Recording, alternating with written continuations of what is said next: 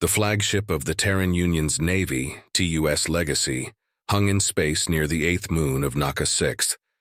The Terran Union's orbital station, Tsushima, was located there, with a larger facility on the moon's surface. Normally it was just a trade hub for ships entering Terran space, but now its proximity to Khekuvuk made it the assembly point for the First Fleet. Admiral Kae Nopura was proud of his flagship. He'd been part of its construction ever since the ceremonial laying of the keel. He worked closely with the engineers to ensure function matched form. Twillark engineers were brilliant, but also had a preference for a ship's looks over maximizing its capabilities. The Legacy is the newest and largest ship in the Terran Navy, and the most heavily armed. 1,500 meters of the most advanced warship ever created by the Terran Union. She bristled with defensive weapons from a pinpoint defense system to anti-missile rockets, to defensive cannons that fired shells timed to detonate and scatter shrapnel across the path of enemy missiles or small craft. Her offensive armament consisted of medium-sized railguns to huge coil guns, and a pair of massive particle cannons that functioned as the main gun. Their immense damage is offset by their long recharge time. Missile batteries covered all sides of the ship, from the smaller Hornet missiles to the huge Crimson anti-ship missiles. She was covered in 3-meter-thick ablative armor over a hull made from Carconi alloy. She also carried a complement of 150 spacecraft of various types: starfighters, dropships, S and R birds, mechanical drones, and shuttles. The last of the First Fleet was jumping in as soon as they were relieved from other duties. 200 warships strong, not counting their support ships. The fleet was broken into 10 squadrons of 20 warships and between 2 and 5 support ships, depending on the assignment. Each squadron consisted of 2 Ikara-class carriers, 3 Trafalgar-class battleships, 5 Surat-class cruisers, and a mix of 10 frigates and destroyers. Each Ikara-class carrier had a complement of 50 starfighters and 15 other vessel types. The armament consisted of 2 large coil guns, fore and aft, 4 torpedo tubes able to launch nuclear-tipped Shrike torpedoes, 24 railgun batteries, and 30 missile launchers, both offensive hammerhead missiles and defensive rock missiles. The battleships were older but still powerful with their 6 massive coil guns, 4 particle beam cannons, 2 Shrike torpedo tubes, 4 starburst planetary bombardment cannons, 20 medium railguns, and 50 offensive-defensive missile batteries. Surat cruisers had pinpoint defense systems, 2 large railguns, and 6 torpedo tubes loaded with explosive-tipped void torpedoes. A dozen missile batteries rounded out their armament. The frigates carried a pinpoint defense system, 2 medium railguns, and 10 Taipan missile launchers. Destroyers carried a pinpoint defense system, 4 phalanx autocannons on their port and starboard sides, and 5 missile batteries. 6 atmosphere-capable assault ships, each with a dozen strike fighters and 4 small dropships, could also carry a small number of mechs or ultra-heavy weapons. A dozen troop transports were ready to carry the 10 Terran Army legions and their equipment. The Admiral turned to the Legacy's captain and his second-in-command. "How many ships left to join us, Max?" Commodore Maximilian Wolf checked his screen before replying. "Just the 9th Squadron, Kay." They'd been roommates at the academy and best friends ever since. They'd served on several ships together or ships in the same fleet for almost 20 years. The Admiral specifically asked to have Commodore Wolf promoted to skipper of the Legacy and second-in-command of First Fleet. But he didn't request Wolf solely because of friendship. Having risen through the ranks together, they made an excellent team. Most officers were too intimidated by the Admiral to question his orders, but Wolf had no issue with that. While other officers might see that as insubordination, Admiral Nopura found it comforting to know Max would call him out if he made a mistake. Admiral Nopura joined Commodore Wolf at the console. "What do you think, Max? Once the 9th arrives, give them a couple of hours to stretch their legs, so to speak, and as soon as all the Legionnaires and gear are loaded, we'll head for Xylia 5. Commodore Wolf scratched his chin. "Yeah, that should work. I'll personally give any slowpokes a kick in the ass. And I'm gonna double-check the scout ships are ready for launch the second we hit the rendezvous point on the far side of the sun." Admiral Nopura checked his watch. "I'm gonna head to the mess for some coffee." Why not just have the mess send someone up with a pot? Wolf smiled and added, "You're just gonna poke your nose into things, aren't you?" Admiral Nopura chuckled. "You know me too well, my old friend." He grabbed his cap and started to the door. "You want me to send a steward back with anything, Max?" "Now that you mentioned it," Max started to say. Yeah. I should know better than to ask. A coffee and a cream cheese Danish," the Admiral continued. 35 years since the Academy, you'd think you would try something different." The Admiral put on his cover and exited the bridge. He returned the salutes from Marines standing guard in the hall leading to the bridge.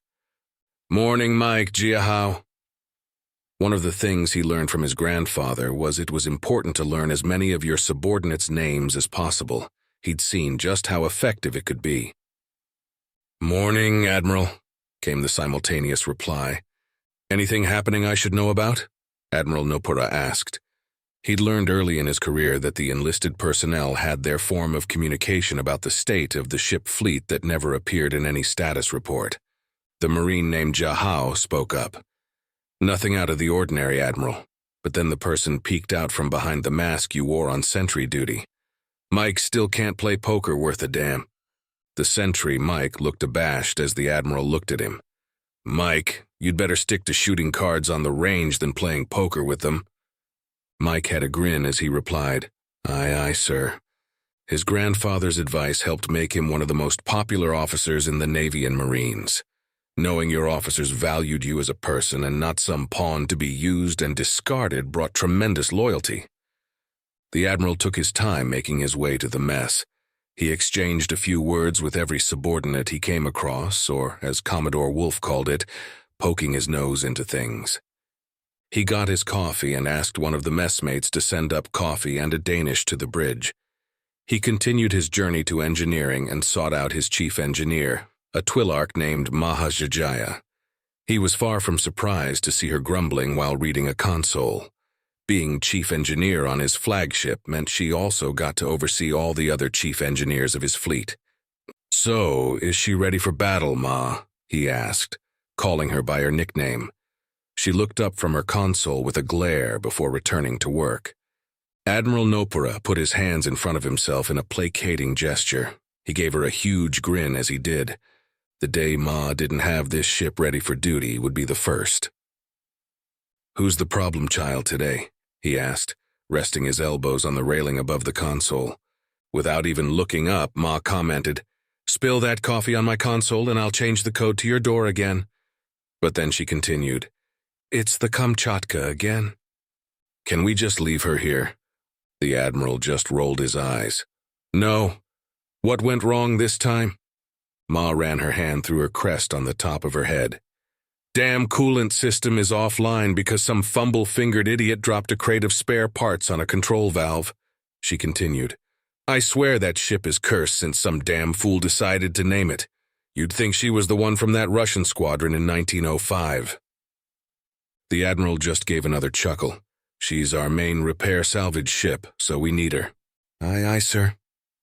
Admiral Nopura went on to talk with the gunnery chief and his fighter squadron commanders before heading back to the bridge. He was just walking towards the bridge when one of the bridge crew hurried up with a data pad and saluted before giving him the pad. "Important message from HQ, Admiral." Nopura returned the salute, took the pad, and dismissed the crewman. He needed to do a retinal scan to open the message. He was just taking a sip when he read the contents and started coughing from swallowing wrong. A crewman stopped to ask if he was all right, and Nopura responded with a nod. He also asked the crewman to return his mug to the mess. He reread the message and quietly muttered, "Shit." The Admiral headed to the bridge at a brisk pace, but not fast enough to alarm the crew. He walked onto the bridge and looked for Max. By the look on his face, Max had read it too. "Did you get confirmation?" "Yes, sir, and if this is right, it's not good," was Max's reply. "How long until the 9th arrives, Max?" Max consulted his consoles before replying. "About 4 hours, Admiral." "Contact Fleet HQ and ask them to send reinforcements. We're going to need them." "Already done, sir. I just told them you ordered them." The Admiral chuckled. "Thanks, Max." We shouldn't have trouble getting some, what with the outrage from both military and civilians over the vids, Max followed up. The vids were footage of both the atrocities committed by the Gre'l in the first settlement, and also of what was being called Mackenzie's Last Stand, along with its aftermath. Nearly the entire populace was calling for war. The council was even moving with haste for a change. Admiral Nopura looked thoughtful before checking the pad again. So they landed another 250,000 troops and brought in another 150 warships. Yes, Admiral, and the latest message from Commandant Garcia indicates they are in contact with the enemy, but they don't seem aware of her camp at the moment, Max continued.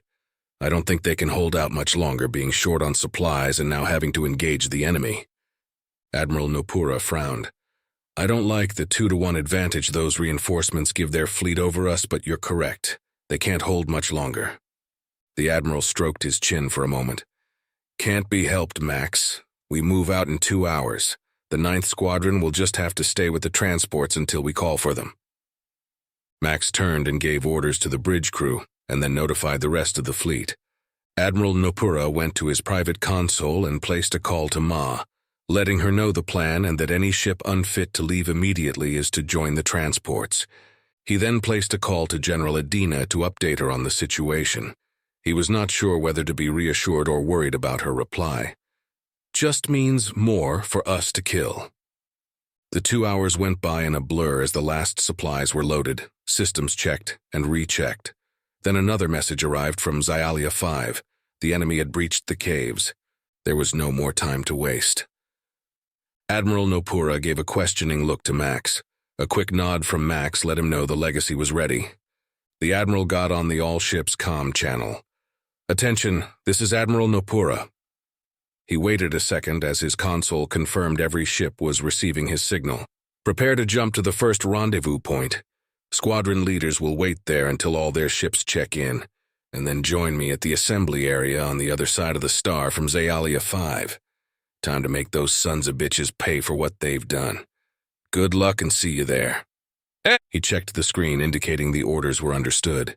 He turned to Max and gave the order. If you please, Commodore, it's time. Commodore Wolf turned and gave orders to the bridge crew to set course for the rendezvous point. A warning went off to let the crew know they were going into FTL. The ship made the ponderous turn to align with its target and then began to accelerate.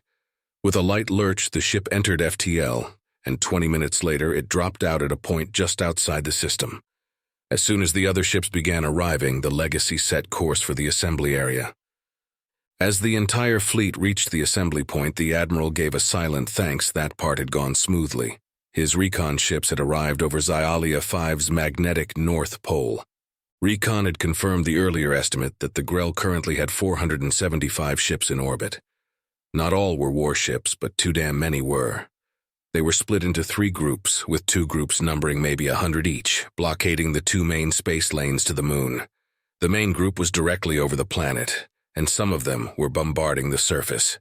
The Admiral got on comms and gave the final briefing. Our main target is the group attacking the planet. I'm sending a pair of E-warships to the edge of the system and having them transmit false signals to the enemy's other groups to make it look like a large number of ships are heading their way. That should pin them down while we engage the main fleet. He continued, remember to watch out for those big bastards. They pack a vicious punch. Good luck and see you after. The fleet accelerated and did a micro-jump that landed them within 500 kilometers of the enemy fleet. This is Admiral Nopura, launch fighters. All ships accelerate and attack. Admiral, I think we caught them napping. Only a few are starting to move to engage us, Max said with a nasty grin. Admiral Nopura returned the grin. Let's make them pay for that. First squadron to join our attack on their flagship. Squadron commanders, take out assigned targets. The Terran fleet continued to approach the Gre'l fleet at maximum speed. So far, the other 2 Gre'l fleets were still holding station. Starfighters began swarming over the hulls of Gre'l ships, blasting turrets, sensor equipment, engines, and anything else that caught their eye. Here and there, a starfighter exploded from Gre'l return fire. Their plasma batteries began returning fire at the Terran warships, with light success. Terran armor had been created to reduce damage from plasma and laser fire. Terran projectiles from coil and railguns, on the other hand, hit with devastating effects to Gre'l defenses designed to handle energy weapons fire. The Gre'l began launching their fighters from their motherships. Admiral Nopura ordered Legacy's starfighters to engage the enemy fighters. Soon they were engaging them in a dance of death. They swirled and chased each other, firing and dodging. When one wasn't fast enough, a brief flash of light indicated another pilot had died, but not whether they were Gre'l or human. Other Gre'l ships began disgorging their fighters, and the Terrans showed they weren't afraid to engage them, even if they were starting to be outnumbered as more fighters joined the dance. The Admiral ordered his squadron's frigates and destroyers to engage enemy fighters. There was an old saying, "In space no one could hear you scream." It was true, but you could hear it over the comms. The TAC nets were a cacophony of orders, screams of the dying, and pleading of the wounded. But the Terrans kept hunting the Gre'l, and the Gre'l hunted them back. Here and there, larger Gre'l warships were burning wrecks as their escaping atmosphere fed the fires. While the Gre'l preferred to fight with overwhelming numbers, the Terrans preferred to make the best of what they made. Only a few Terran warships were out of action, most disabled, but several contained no life. Admiral Nopura's group continued to fight its way to their flagship. "We've got a clear shot, Admiral," Commodore Wolf advised him. "Advise our escorts to launch torpedoes and all offensive weapons to target the flagship." And a heartbeat later, he added, "Launch Hornet missiles." The flare of hundreds of missiles could be seen as they streaked to their targets. Gre'l point defenses and other weapons targeted the missiles and destroyed them by the score. Here and there, one got through and impacted against the mothership's armor, but the missiles weren't meant to hurt the massive ship. They were meant to distract from the much slower but deadlier torpedoes. The torpedoes hit with devastating impacts. Portions of the hull simply vaporized under the blast. Particle beams, heavy missiles, and solid projectiles fired by the coil and railguns ripped massive gaps in the hull. Superstructures were blown away. Something managed to penetrate the right spot, and a massive explosion emanated from a portion of the ship. A zigzag of smaller explosions rippled out from it as power conduits blew. The Admiral ordered all ships to clear the area around the flagship. One of those zigzags headed straight for the main reactor. The flagship began to expand like a balloon before it suddenly popped in a blinding explosion. Any ship within a kilometer was destroyed by the blast, either by the shockwave or flying debris. Even the mighty Legacy shook from the shockwave's impact. The bridge crew barely had time to cheer before they were staggered by multiple impacts. The other two fleets were firing at the Terran fleet from long range. The distance reduced accuracy, so only the Terran capital ships were being hit. Admiral Nopura sent out a call for all ships to engage the enemy fleet at close range to make it that much harder for the Gre'l to snipe without hitting their own ships. Battleships, cruisers, and carriers charged into the Gre'l formations. Reminiscent of battles from the Age of Sail, ships exchanged broadsides at Space Combat's version of point blank. Terran armor and their tough hulls gave them the edge against Gre'l fire, but there were still losses. Despite being heavily outnumbered, the Terrans fought with fury. The urge for vengeance burned in all of them. They'd gladly die if it meant taking the Gre'l with them. A Terran cruiser, burning from stem to stern, rammed into a Gre'l mothership, obliterating them both. A damaged starfighter flew into the hangar of a Gre'l capital ship. Its explosion knocked out all power, leaving it helpless to Terran guns. Without being told, destroyers and frigates began to surround the Legacy and take some of the fire directed at her. Other destroyers got within 250 meters before unleashing hellish fire into enemy ships. The Gre'l fought back hard and made the Terrans pay a heavy price. Admiral Nopura remembered something his grandfather once told him while he taught him chess when he was just a kid. Naval battles can be like chess. Every move executed according to a plan, thinking, not just reacting. Admiral Nopura watched his monitors and the view screen. If this was a game of chess, then someone had swept all the pieces to the floor, grabbed the board, broke it over their opponent's head, and was now trying to stab them to death with the king. This was the point where he normally would have withdrawn, but doing that would doom the civilians and the Marines on the surface. His console showed far more Gre'l ships were wrecked than his, but they were still heavily outnumbered. All of their capital ships were dead, except the one that was just now coming around the planet. Not yet in range, even if there were many Shriketorps left in the fleet, and the other two fleets were beginning to head for the fray. At least a quarter of the ships he started with were out of the fight, damaged or destroyed.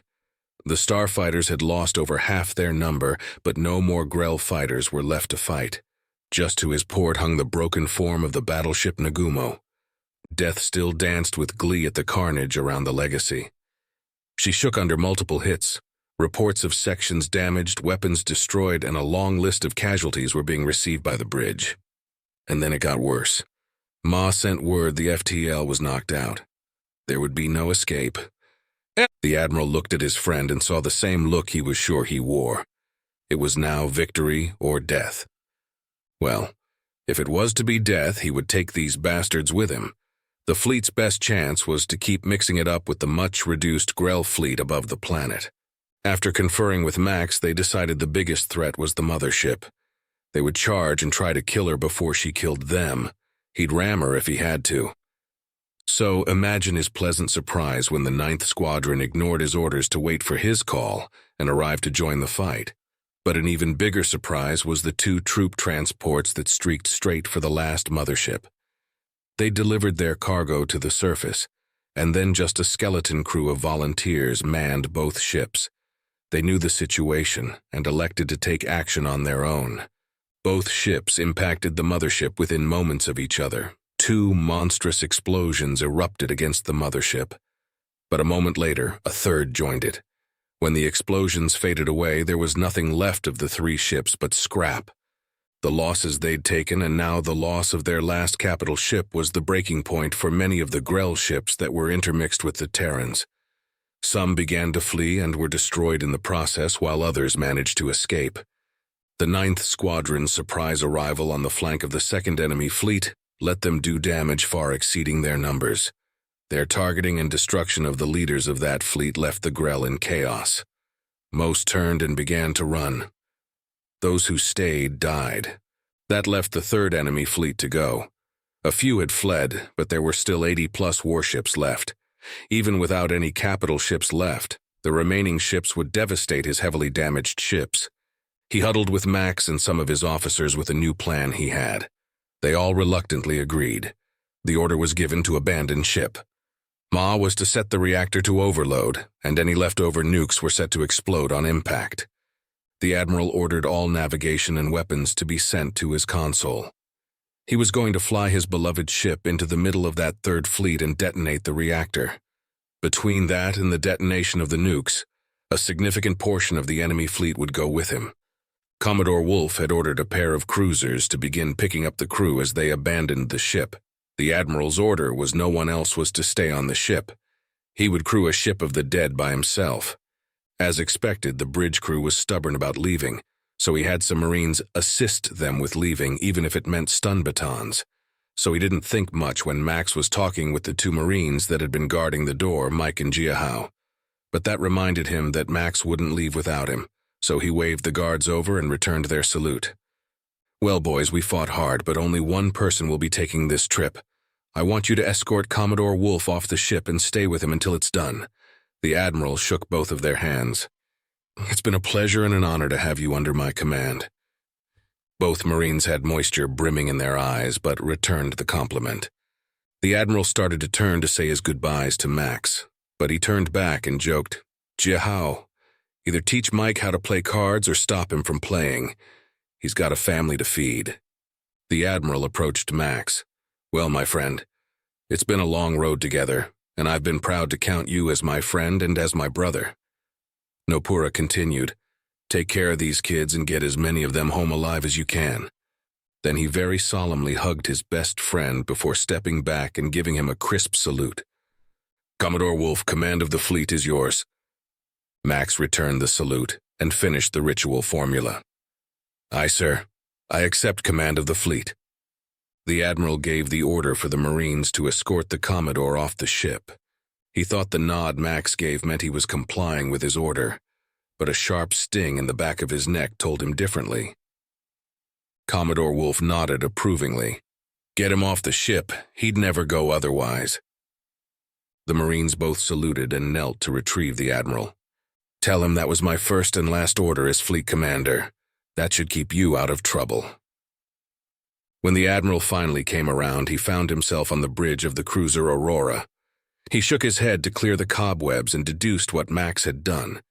He stood up, gave his Marine guards a quick glare, which they ignored, and ordered comms opened to the Legacy. She was almost to the enemy fleet. All weapons were firing under the control of the ship's computer. Return fire from the Gre'l tore huge holes in the Legacy's hull, but didn't stop her. They got in close to hammer what they thought was a fleeing ship. Commodore Wolf answered the hail. He smiled at the image of a very angry admiral on his view screen. "Sorry, Kay, but it's traditional for the captain to go down with his ship, not an admiral." He gave that sly grin and saluted again. He turned his head slightly as he looked at a monitor. "I didn't want the promotion, my friend, too damn much work. Take care of my family, old friend, and kick the shit out of these Gre'l bastards." With that, he leaned forward, and the channel went black. The Admiral yelled for them to re-establish contact, but then the view screen lit up from a colossal explosion. The Legacy detonated in the middle of a swarm of Gre'l ships. Almost half were destroyed in the explosion. Several others were heavily damaged, and most of the others took minor damage. At that point, every ship that could flee fled. They left their comrades to the tender mercies of the Terrans. The Admiral dropped to his knees in grief. The two Marines moved to stand by him, but stopped when he signaled he was fine. He wanted to be upset with them, but he knew they just followed Max's orders. He knew Max was smart enough to use their absolute loyalty to him to get him off the ship. He took a deep breath and noticed the sound of people actively weeping. He stood up, looked Mike and Jia Hao in the eyes, and simply said, "Thank you, my friends." He recovered his poise. "Status." The ship's captain saluted.